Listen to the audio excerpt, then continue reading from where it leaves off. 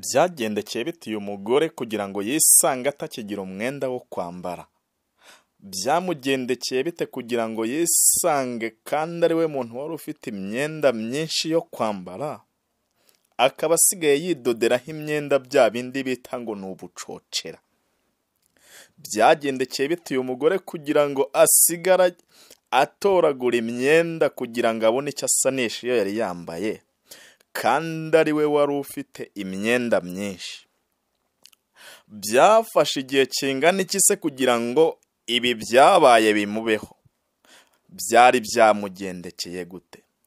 Ese ni iki yakoze kugira ngo yisange ari muri ibi bibazo, kandi yisange ari we muntu udafite imyenda kandi yagombye kuba afite imyenda, kandi ataregeza ahindura ubuzima, ataregeza ahindura umugabo, kandi yari afite umugabo ufite ubushobozi kandi umugabo we ntacyo abuze, bityo akisanga ari we muntu urimo ugenda abantu bose bamuryanira inzara. Ndagusuhuje wowe wahisemo gukurikira iyi channel ya ubwishingizi Karundura TV. Gubwa neza aho uherereye hose. Ndabizi mbona mwandika byinshi, muri abantu b'agaciro kenshi. Uri kumwe n'umuvandimwe wawe Marike. Nk'uko bisanzwe igihe cyose nkuzanira na amakuru, ariko kandi ni amakuru uba ugomba gutekereza, kuko nawe byakubaho nanjye byambaho. Umugore umwe yari umugore washatswe n'umugabo, kandi umugabo yaramukundaga, yari afite ubutunzi. Umugabo igihe cyose yahoraga ashyira imbere umugore we.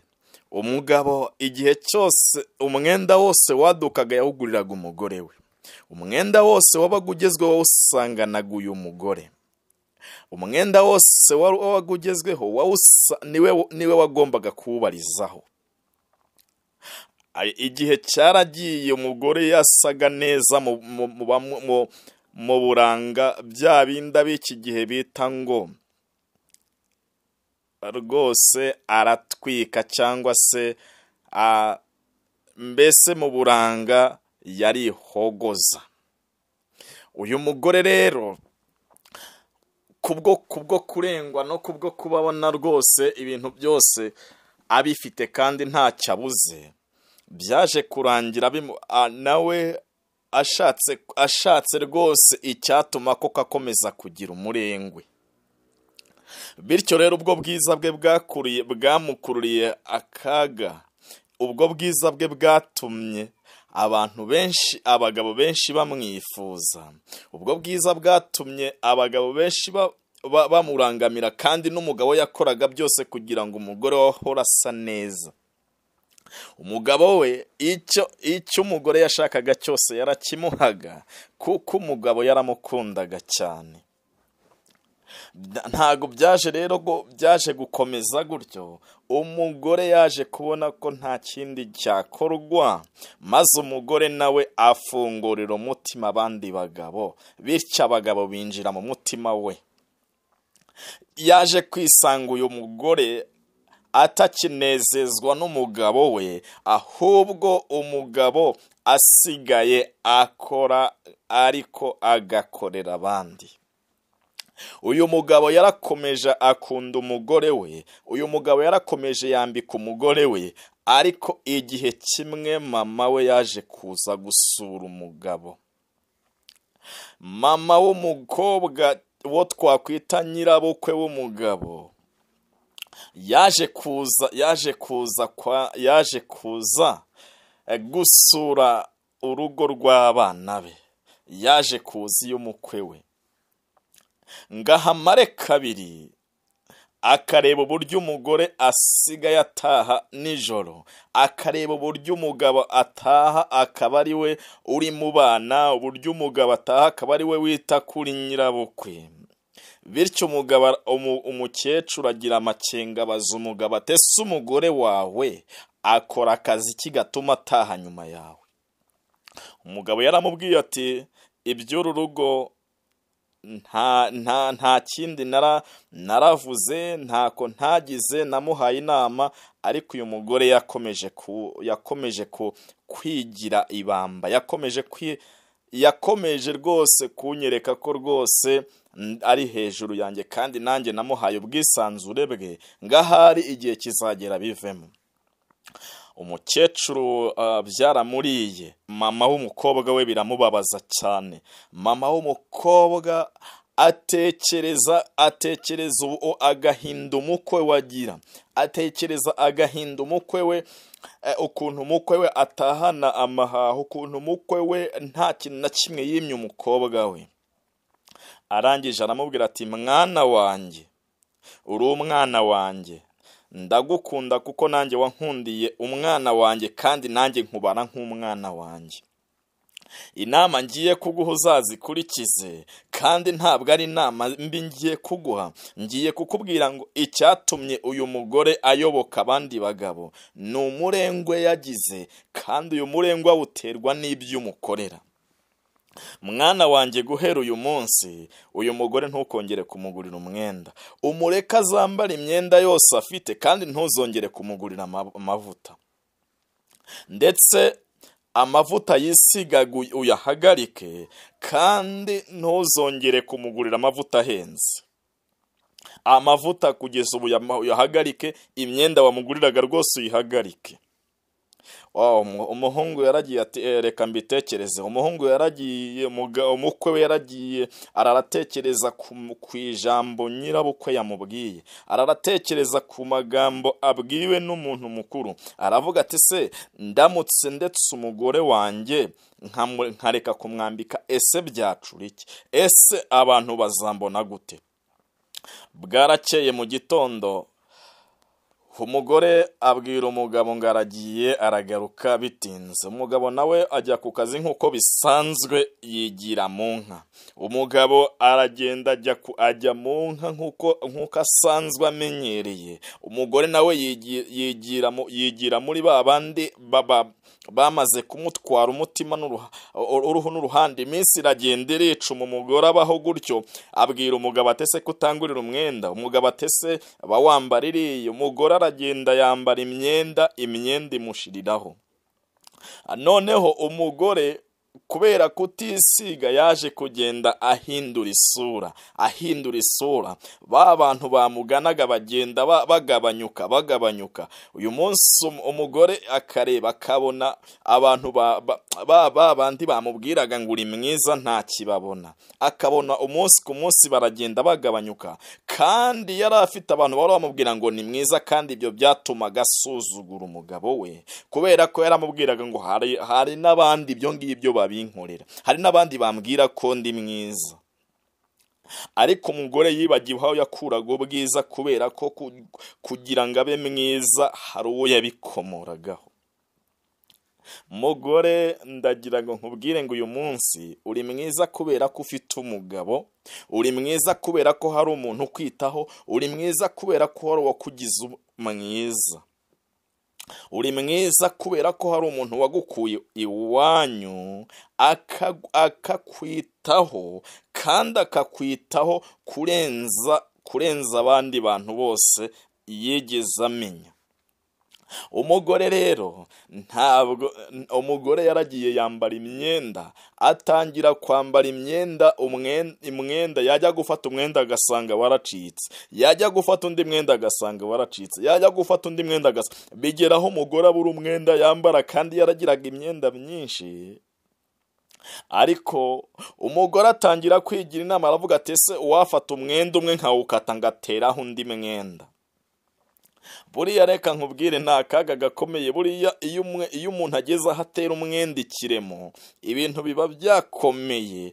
Kandi burya umwenda iyo ushaje, ikintu uteyemo kubera ko kiba ari gishyashya, gica n'ahandi hatari hacitse, kubera ko cyo kiba gikurura. Umugore yaragiye, imyenda irashira. Umugore yaragiye, ba bantu bamubeshyaga ngo ni mwiza bamuvaho. Noneho umugabo arangije umugabo yataha agasanga umugore ari mu rugo, umugabo yava kuragira agasanga umugore ari mu rugo, akamubaza ati ese uyu munsi nta gahunda wagize? Atoya, uyu munsi nashatse kwirirwa hano. None umugore yaragiye akagenda akabona nta muntu umwitayeho, akongera akagenda akabona nta muntu umwitayeho, afata icyemezo cyo kongera kugaruka mu rugo, yibera mu rugo, ariko kandi yagifashe ari uko hari umuntu wabanje gufata umwanzuro. Mugore nawe mugabo, uyu munsi hari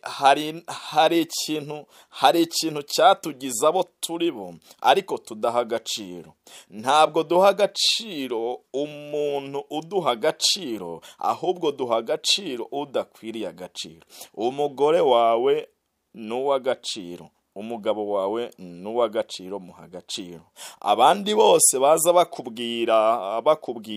barakubwira kubera yuko hari aho umugabo akugejeje cyangwa hari aho mwageze wowe n'umuryango wawe.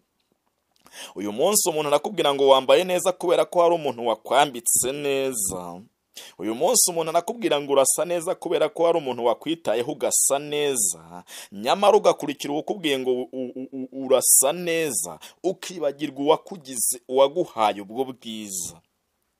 Inshuti yanjye mugore, nawe mugabo, uyu munsi umuntu mwafatanije gushaka ubuzima, uwo muntu ni uw'agaciro kenshi mu buzima bwawe, muha agaciro. Uyu munsi umuntu wagufashije kugira ngo ugere aho ugera ni uw'agaciro, muha agaciro.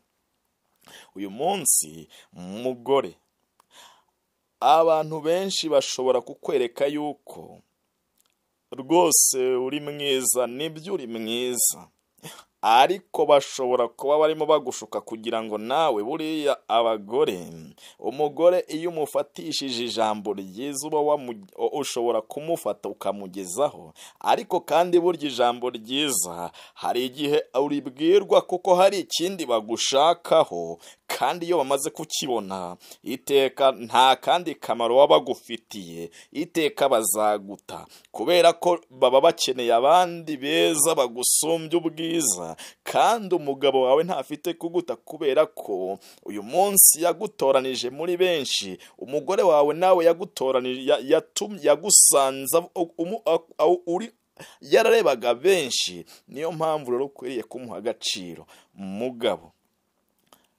umugore ni uwawe, kandi nawe mugore, umugabo ni uwawe. Ntukarindire igihe cyose abantu baba ari bo bereka umugore wawe ko ari mwiza. Tegura igihe ubwira umugore wawe, mubwire ko ari mwiza, mubwire ko yambaye neza, mubwire ko asa neza, mubwire amarangamutima y'uyazamure. Nawe mugore, tegura umutware wawe umwereke ko ari uw'agaciro. Abagabo buriya bakunda gushimwa, abagabo buriya bakunda icyubahiro. Umugabo buriya ibyo wakora byose ariko ntumwubahe, nta kintu na kimwe byaba bimaze. Umugabo akunda icyubahiro, kandi umugore nawe akunda kwitabwaho. Uyu munsi abagabo bakunda keya, mw'abagore mwe muhe keya abagabo. Uyu munsi abagabo bakunda icyubahiro, muhe icyubahiro abagabo.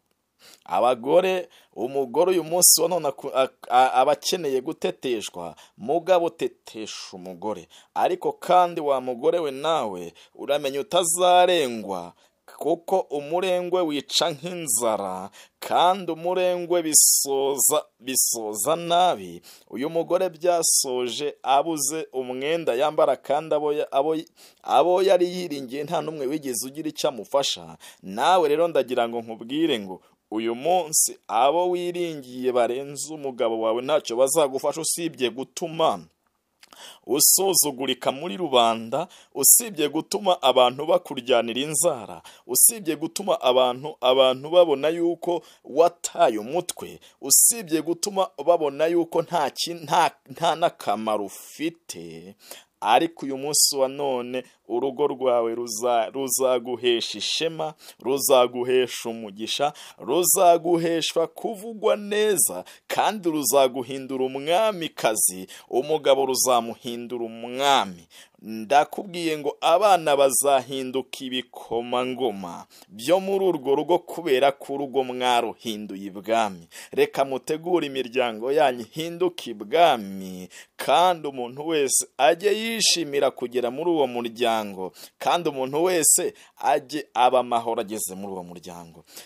Ndakwifuriza kutazagerwaho n'akaga kageze kuri uyu mugore, kuko akaga uyu mugore yikururiye, ariko byaje gusoza umugore abonye ko nta kindi yakora, arangije agaruka mu rugo, ashyira agatima impembero. Umugabo aramubwira ati, ese ubundi wajyaga hehe? Garuka mu rugo, mu rugo ni iwawe, aho wagiye si iwawe, aho wagiye rero si iwawe, garuka mu rugo mugore.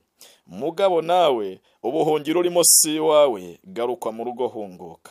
Ndagushimiye wowe wakoze subscribe, nawe utarayikora igihe nikigeraho uzayikora, ariko icyo nkeneye gusa ni ukuguha inama. Ntabwo nkeneye kuba nabona imiryango yubakitse neza, nkeneye kuba nabona abantu bafite urukundo kandi bakundana mu miryango, kubera ko umuryango iyo ari mwiza igihugu kiba cyiza, amatorero dusengeramo aba meza, ibigo by'amashuri bihinduka byiza. Uyu munsi impamvu dufite ibigo by'amashuri bifite abana b'ibyihebe byinshi, nuko imiryango uyu munsi wa none itarimo kubana neza, kandi ibyo dukomora mu miryango ahanini nibyo tubana muri sosiyete. Ibyo tuvana mu miryango iwacu nibyo twinjiza muri sosiyete. Ibyo tuvoma mu miryango iwacu ahanini usanga nabyo bidukurikirana mu miryango yacu. Reka rero duhinduke imiryango myiza kandi imiryango ishyize hamwe. Reka Imana itwubakire, kandi reka Imana iyobora ingo zacu, kandi urugendo rwo kubaka umuryango ni urugendo rukomeza, ni urugendo rutagira umupaka, ni urugendo rusaba kwihangana, kandi ni urugendo umuntu ahuriramo na byinshi. Ariko ibyo byinshi byo birwanya umuryango byose mukwiriye kubishyira hamwe, kandi mukwiriye kurwana intambara nziza, mugaherereza umwanzi ku ruhande, amahoro agahinda mu ngo iwacu. Reka amahoro ahinde iwawe.